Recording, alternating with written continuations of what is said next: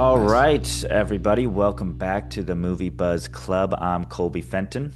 It's your boy OP. What's Yeah. happening? We got a little special Zoom podcast for you today, and we're talking about Obsession. Yes, sir, dude. It's 2026. We're on the go. Hopefully this comes out okay. Because, dude, this I'm bummed we're not doing this in person actually, because this was such a good film. And I think to try to go through all of this virtually and like the lag, like the back and forth, I'm gonna just try my best to not just, I guess talk over each other here as we go through this. But dude, Right. Obsession 2026, I think this is gonna sort of change the trajectory of some horror films that we're going to see coming out. Yeah, no, I think this is going to be inspiration and 100%. for fu future filmmakers, Curry Baker, right? Yeah. Yeah. Baker or Barker? Baker? Curry Baker, Baker. I think. Baker. Kind of just took some, old tropes, old like concepts and just kind of put his because I don't think he did anything brand new in Mm. this movie. He took things and put his own twist on it and new iterations of older concepts to really make a an engaging video movie that was very unique and fresh. Yeah. 100%. I think, well, let's get into the consensus here Okay. before we start I know that was going kind through. of like a consensus. Yeah. Yeah. Yeah. Um, but So yeah, I'll jump in with my consensus. So I think it's touching on a couple things that you said too. So the uncanny and unsettling imagery of possession turns this film from creepy into unforgettable horror.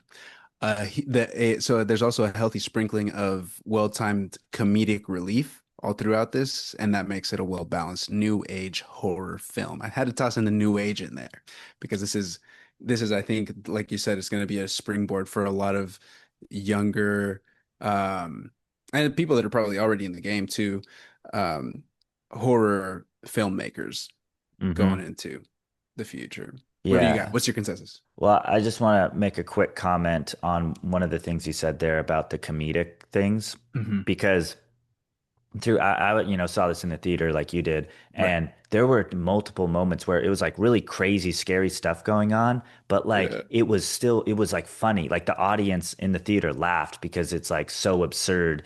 And I think a lot of like women and men can relate to these certain scenarios that they Oh, presented.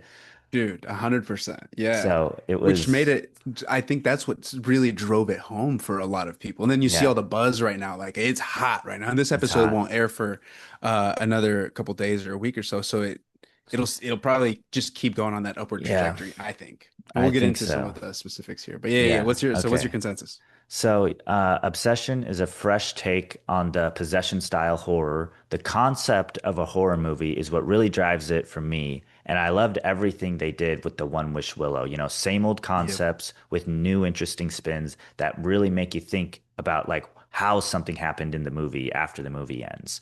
Mhm. And then on top of that, we had these like new scene developments where Curry's like genius really comes through. He went up to the big leagues and hit a home run at first time at bat, which is like crazy impressive. And Yep. then the last layer of it was just like the acting was phenomenal. So like Hmm. all those three things they did really well. So you have like an amazing horror movie. Yeah. Acting, it was really cool. I mean, we've gone on, I'm sure you have too, like gone on a bunch of rabbit holes of like some of these actors and how I think we'll get into this too, but Indy Navarrete, I think is how you pronounce the last name, the main girl, Nikki, this is gonna just catapult her. I think you and I were talking about it a little bit. But I think it's gonna catapult her and she's Oh, not gonna have any tough time finding jobs. And especially in horror, like I feel like this is her jam. And I hope yes. we see a lot more of her. But so now here's a question though. So do you think she's going to get like she's going to take more horror movies, or she's going to try to like be like, oh, you're a really good actor, let's Hmm. have you come out of the because I feel like if you want to be a really like successful actor, you don't stay in horror. Sure. Yeah, maybe it's Like, like a good jumping off point. I would like, say selfishly, I'd like to see her in more horror because she sure, did that so well, sure. and she's got a lot of that creepy. But I agree. I hear what you're saying though. But her rent, it's like, people are people gonna see her producers and be like, oh, you might be ready for a dramatic role, even though Mm, her role was you could say everything's a pretty dramatic, dramatic. Yeah. dramatic, but like, because horror movies don't typically get really, prestigious awards. Like, does she want to, Right. what route does she want, So Right. it'll be Right. interesting to see what she Yeah. does. Cool. What did you think about the Rotten Tomatoes? What do you think? What are the scores for you? Yep. Okay. I'm just going to quickly, just Oh, you got them do, pulled up. You got them loaded up. I'm just going to do this really quick. I think you Oh, should be able to, please. you should be able to see that right there. Yes, sir. Yep. Got So it pulled up. I hit him with 94% critics and 91% audience. And I was Ooh. pretty damn close on both Dude, accounts. 95 across the board. Wow, I didn't expect it to be so high for the critics. Obviously, I said 83 and 92, I know I was but surprised you said 83 critics, mhm, but I feel like I saw some stuff like mhm. about this movie that it just got really, really good reviews. So you cheated, is what you're saying. I don't, you just like watch an ad and it's like Yeah, blah the blah blah blah best. blah Yeah. like and I just Yeah. like, but I kind of knew this was gonna be in the 90s just Mhm. based on what people were saying. Yeah, nah, I mean, solid, solid. I'm happy. I'm glad that it's 95 across the board. I just thought that critic wise, it would not have gotten that high of a score just because of the like low budget. But I guess as I'm saying this out loud, I was really just going off of historically like the horror films that we've done. It's always been like staggered like that. Critics 5 points lower, 6 points lower or something, and then the audience is always like way higher. Hmm. So Yeah, that's why I went with 83. But and this is damn. pretty crazy. So when yeah, so this is like pretty impressive. It's like when the popcorn meter is above 90 or something, Hmm. they get the verified hot, Ooh. and then and I think that Yo, also I it don't has think to be I've noticed certified. that before. It's yeah, so when it's certified fresh and Yeah. then that it happens, I don't know. But this is also with 5,000 reviews and it Yeah. has a 95. Like, That's so this impressive. is, I don't know, maybe it could get Oscar nods. I don't, So, dude, it'll, so let's jump into that. Let's jump into the deep oh dive then wait, because let me just read this really oh, quick. yep. Okay, critic consensus. Taking an icky conceit and twisting it to deviously crowd-pleasing ends, Obsession is dauntingly disturbing while also skillfully amusing and thrilling. You want to read the audience? Yeah, I like that. And the audience says, we're obsessed with Indy Navarrete, called it an obsession, a creatively grotesque and at times darkly funny horror film that cements Curry Barker as a filmmaker to watch. Yeah, Barker. I like Yeah, the dude. audience one a little better there. I I do too. And I'm saying, man, like I think so to your point about will it get some nods? I was thinking about Yeah. Aunt Gladys. Aunt Yeah, Gladys. If yeah. yeah, if Weapons, if Amy Madigan got that nomination for supporting actress, like I don't see why Indy Navarrete wouldn't get at least like a nomination, or True. because like, dude, for leading actress, because the way that she was Maybe, going through, just like from one moment she was like that, like super deep, like in love, possessed person, and then like she could like switch it so well and so quickly. yeah. So here's the thing though, talking about the Oscars, because she's Uh-huh. so young, I could see it not being reciprocated the same way as Aunt Gladys, as because Aunt Gladys, Okay. that actress has been in the thing for so long and knows a Hmm. lot of people connected because she's such a new.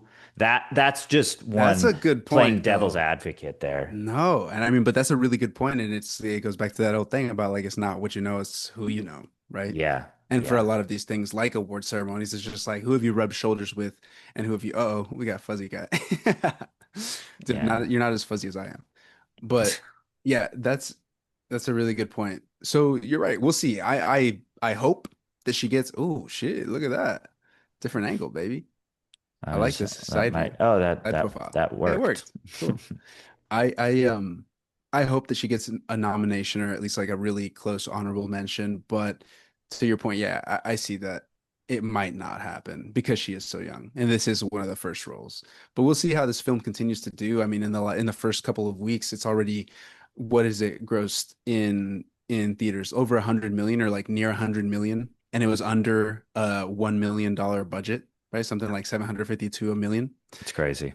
Yeah, and have you seen a lot of the behind, have you seen any of the behind the scenes videos and like how they're doing a lot of stuff just by hand? Like they got people up on the ladders dropping stuff for like the $1 billion Yeah. scene and all of that. So Yeah, it that's would be really crazy. cool for this film to do even, yeah, it's already doing Well, well. it's gonna win a lot of awards, but yeah, I wonder about Oscar because that's Whole like different league. it's a whole And who different knows? league, but I don't know. We And who have knows to. if it even has met any of the or will meet any of the like That's the true. It might basic, just not be qualified for right. whatever reason. Right. Because there are just so many things as we were going through the Oscar series that you have to do to be qualified.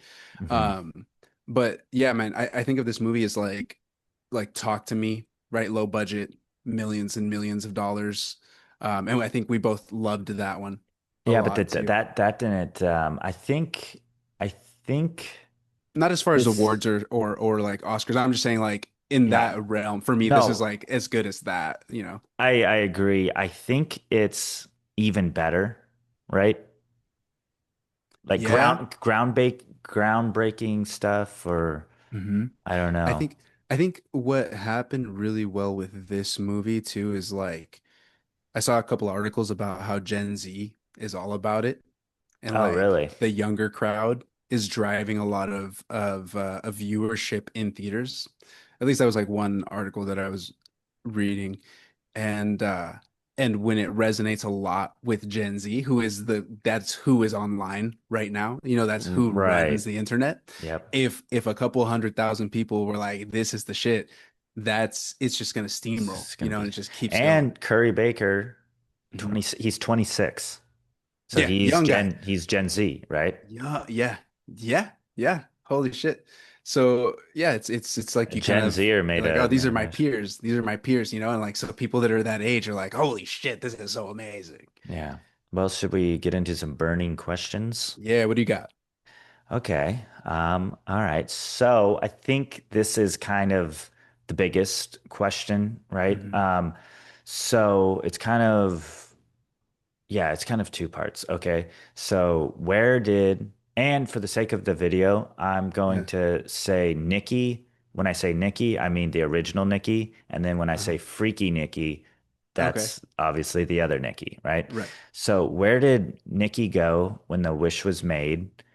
Did she like go within her own head or did she go somewhere else? And then Hmm. also, who is Freaky Nikki? Is it an outside entity or created within? Those are kind of my two questions. Yeah. Yeah. Okay, so so this is great because I have similar I think this is some of the questions that everybody has, I right? think, And so yes. my question to answer yours, but then I'll answer what my thoughts are to yours. Mine was like, do you think that the possession was truly like a demon, like an otherworldly thing, or Yep. is it a or like another worldly spirit, or is it something that is just like suppressed that has come out? So it's like something that she's had like within always, right? And so like I I'll would talk say on my theory. there's another even possibility than that. So, Yeah, yeah. Okay, so let me hear that, but let's circle back. So I want to answer your questions. So where does she go? And okay. Yeah. I think it was like something that as I was watching it, I was like, we all have so many different levels, right? And layers as human beings. We're so complex, right? And Yes. so sometimes when you're in a room with some people, you can be a certain way or you code switch, right? Or you accentuate a piece of yourself. And I think that this is a like in the movie when she was going into like when Freaky Nikki was taken over and like Nikki, the OG original Nikki was like suppressed. I think she was just like so deep somewhere in her own mind Mm. Yeah. and not able to like get past that you know that whatever that threshold was until unless like Freaky Nikki was like asleep, like what happened in one of those scenes, right, where she's Yeah. like, Yeah. hey, it's me, like kill me. Like please put That's me out of my so misery. fucking crazy. God, yeah, that was a I got chills like that was one of the moments where I was like, "Oh my God, this is nuts." So I think it was like more so a suppression. Yeah, And she was still like somewhere in there, so she was seeing everything that was happening, and that's also why in those moments when she would like come to and like Nikki, the real Nikki would come out of it, she'd be like hysterical and like just be like, what the fuck, man? Like, and at the very end, we saw that too, where the wish was broken. right. And then she's like, all of a sudden, she's like, oh my God, like And she everybody just is around me is just, dead. yeah, and Oh just, God. and she's gonna be probably in a psychosis of Oh, some sort. yeah. How can you not be?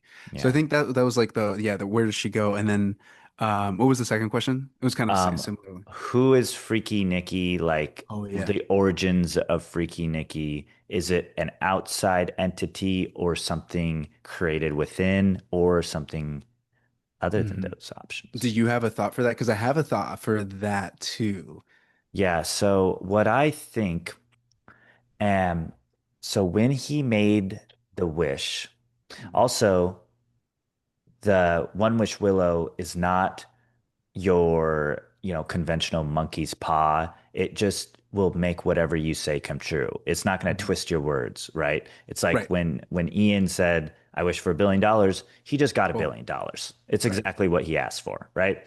So when Bear, is that what that guy's name is? Yeah, Baron something something. Baron, But yeah, Bear. Bear, when he, you know, made his wish about Nikki loving him more than anyone in the fucking world. Hmm. Well, that wish in itself is like pretty much fucked up because it takes away her autonomy because Hmm. she doesn't love him more than anyone in the fucking world. So in order for that wish to happen, um, a new identity has to be formed within Nikki. Um, Mm. so so pretty much made the wish a new persona that was created kind of just like anyone with like those crazy schizophrenia split personalities like you see Mm. in movies and was created just like within her and used her body as a vessel to then love him more than anyone in the fucking world. Yeah. And okay, so then That's what I think. I think that's a good thought. And I think my theory is really close to that. It's similar, but going back to like the we all have so many things within us, right? We're all capable of love. We're all capable of anger, frustration, jealousy, da da da da. And so my theory is that within Nikki, there's all that love that she has, right, as a human being. Hmm. And when he made this wish, maybe there's a piece of her that used to love him or that does love him, like as a friend or whatever.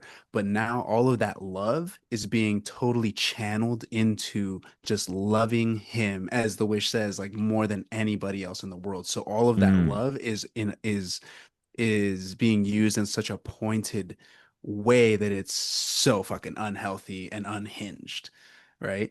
And so I think that's kind of like what you're saying, because it is essentially a new persona, because now it's like, okay, maybe all that love was there, but Yeah. now it's being portrayed, or it's like coming out in a different way, in an unhealthy way. Yeah.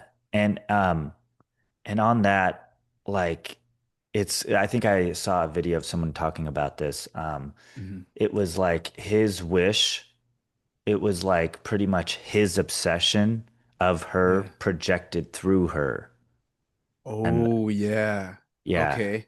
And It's so dude. like because Go. he was obsessed with her, essentially. He's Hmm. obsessed with her, but he has self-control. He's not going to kill someone for her, right? Right.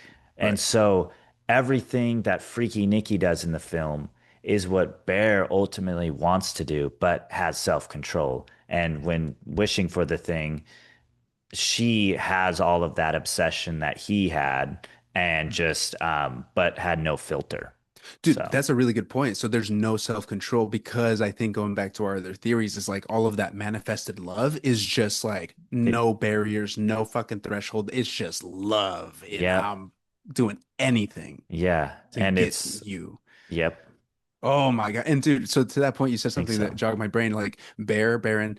It's funny because in the film, and I think something that happened really well in this movie and in other movies or shows that we all like end up liking is like you see the trajectory or the character arcs, right? And at the very beginning, for Bear, I felt bad for Bear.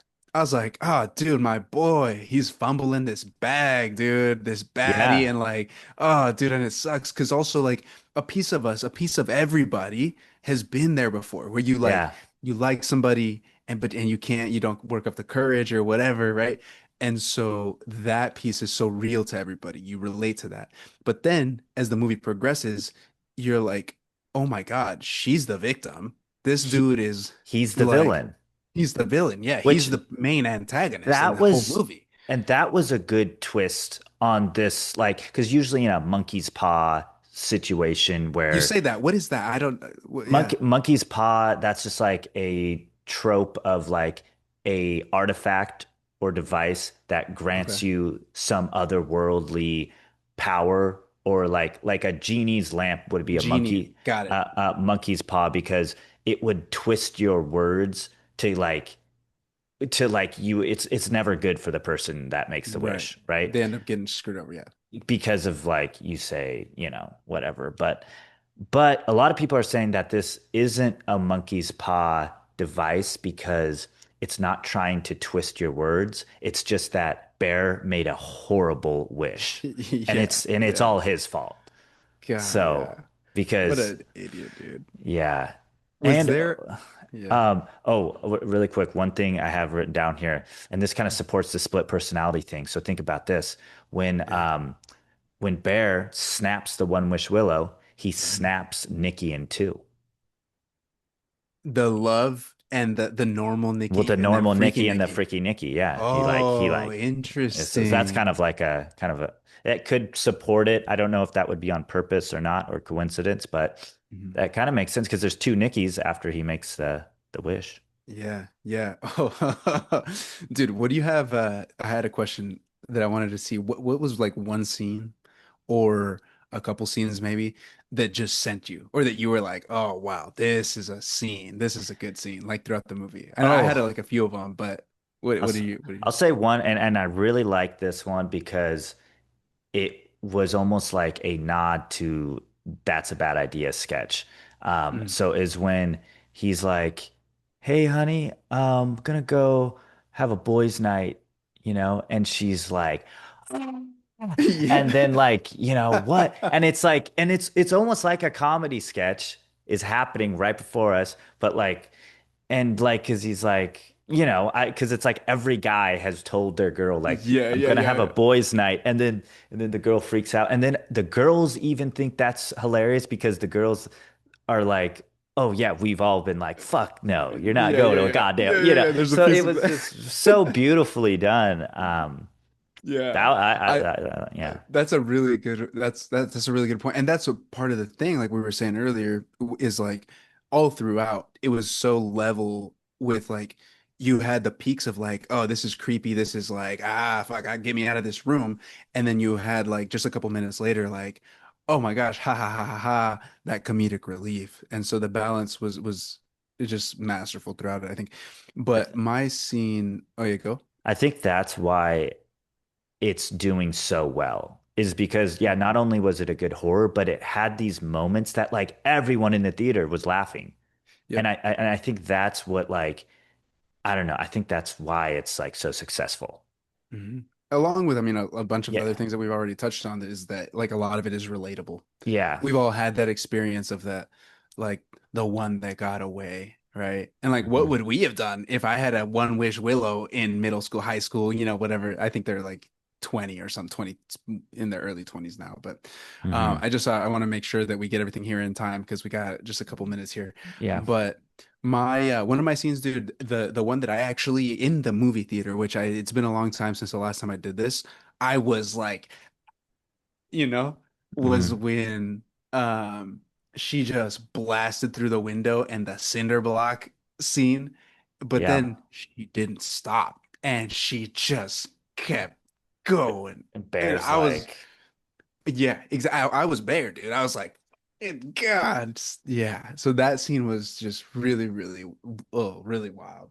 Yeah, And that was also crazy. something else kind of going back a little bit to just the phenomenal acting by everybody involved. Like I saw a couple of interviews with Curry and the cast, and it seems like a lot of those really good scenes were first takes or like one takes, or they were just a little bit like off of the script, right? Mm-hmm. Like in the very beginning when he makes the wish, Freaky Nikki first starts coming out, and she gets to the side of his car and is trying to go over to his side of the car, or to his side of the driver's side. Yeah. And I guess in that scene, she goes one way, comes back around, and then goes back around the car again. And the reason that she was doing that, it wasn't scripted, but she was supposed to go a certain way, and then she forgot, like in real life, like while she was Oh, acting on set, she forgot. She was like, "Oh wait, am I supposed to go that way? Shit!" So she goes that way, and then she's like, "Wait, no, fuck!" And then she like turned around, and so it was really just a mistake. And huh. then Bear sitting in the car when he started to laugh, and he was like, "What are you doing?" Like Yeah. that scene that made it into the movie, it wasn't like what was supposed to happen. He was just actually like laughing at her because she was fucking up, and he was like, "What are Oh, you doing?" And oh my then gosh. And that it's ended something up even making the more movie. authentic. Yeah, so it was 100%, I think. So that was really great. Um, yeah, cool, cool, cool. I don't know how we got down that sidebar. All in all, dude, yeah, give us like your final thoughts.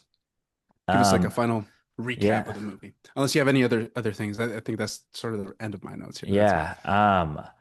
Just like I think it was just a really, really well done take on the wishing. Like, Hmm. also, I haven't really seen too many movies that really explore like, okay, you can wish for anything.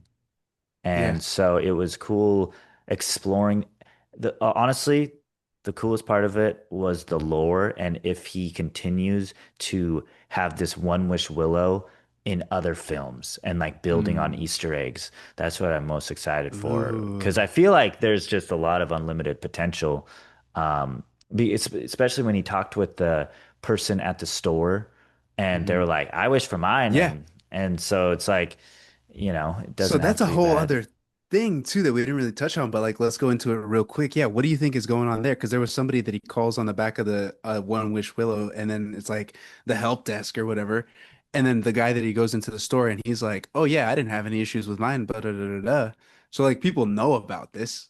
It's going on, but not everybody knows, obviously, because if not, everybody would be doing it. So is it just I something that's know. like localized, or like, you're right though. I mean, there's just kind of unlimited potential with where this could go. And I did see an interview that maybe there's going to be a TV show with, you know, some Oh, some standalone episodes, that where would they don't be have any it's relation to like each other. each episode's a wish or something. Black Mirror type. Yeah, so each episode's a wish. Oh, I like And that. or he was saying something, Curry Barker too. He was like, I could see a sequel, if it's well received and It's we well we want to received. if we want to do it.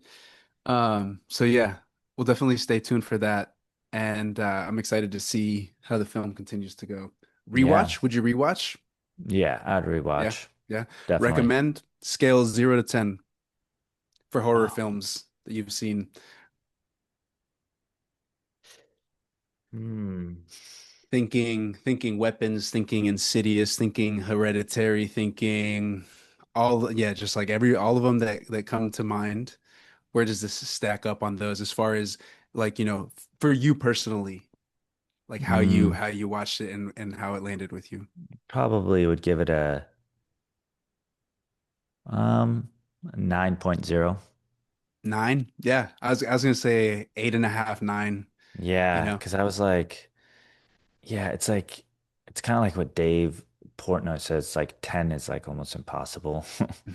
And yeah, But you've got to have something that's like to something to strive for. And I don't think that if you ask me in 5 years, is this a 10 out of 10 movie?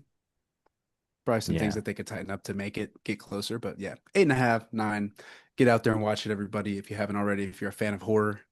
And yeah, that's it. I think we're gonna wrap this one up. Nice, short, to the point. All right, And we'll take be it back easy and we'll in a couple see you weeks. on the next one.